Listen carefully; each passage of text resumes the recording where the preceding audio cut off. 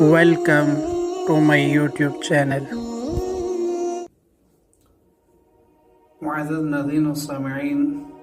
सबसे पहले दरूद व सलाम प्यारे नबी सल्लल्लाहु अलैहि वसल्लम पर अल्लाहुम्मा सल्लि व सल्लिम अला नबीना मुहम्मद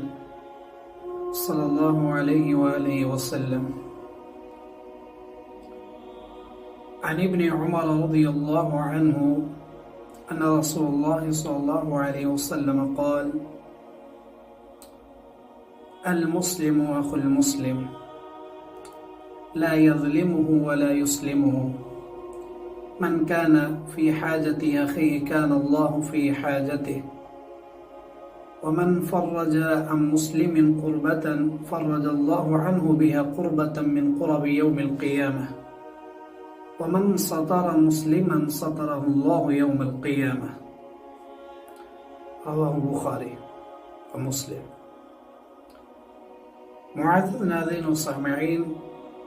حضرت ابن عمر رضی اللہ تعالیٰ عنہ سے مروی ہے، وہ فرماتے ہیں کہ اللہ کے نبی علیہ السلام نے فرمایا کہ مسلمان کا بھائی ہے، نہ تو اس پر ظلم و زیادتی کرتا ہے اور نہ اسے بے یار و مددگار چھوڑ کر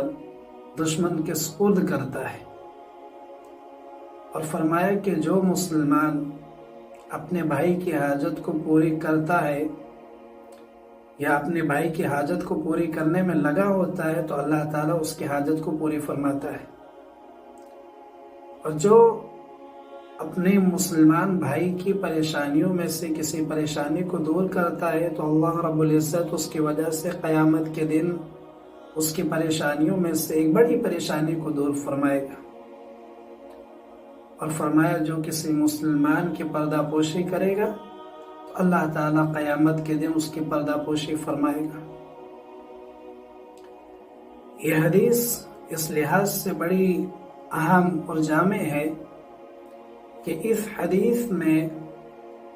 تمام مسلمانوں کو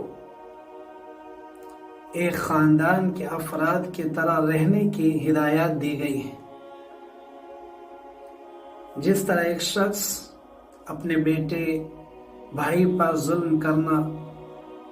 مدد کے وقت اسے بے یار و مددگار چھوڑنا پسند نہیں کرتا،